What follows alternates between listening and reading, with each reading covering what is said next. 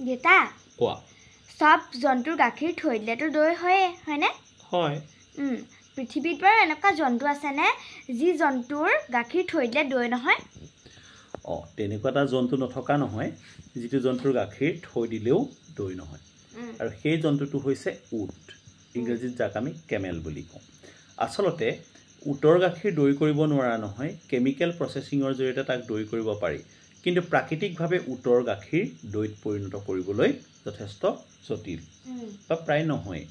গম পাইছেনে গতিকে এনেকুৱা এটা একমাত্ৰ জন্তু উট যাৰ গাখীৰ দৈত পৰিণত নহয় এইখিনিতে আৰু এটা কথা কওঁ আমি কৰ্দৈ নামৰ ফলটো নিশ্চয় সকলোৱে খাইছোঁ ইংৰাজীত তাক ষ্টাৰ ফ্ৰুট বুলি কোৱা হয় এই কৰ্দৈ নামটো অহাৰ এটা বিশেষ অৰ্থ আছে আচলতে কৰ্দৈ টুকুৰা যদি এৱা গাখীৰত পেলাই থোৱা হয় তেতিয়াহ'লে খুব সোনকালে এৱা গাখীৰখিনিক দৈত পৰিণত কৰে অৰ্থাৎ এৱা গাখীৰক দৈ কৰে দৈ কৰ তাৰ পৰা কৰ্দৈ শব্দটো আহিছে Thank you very much. Please stay connected. Keep watching our videos and don't forget to follow, share and comment.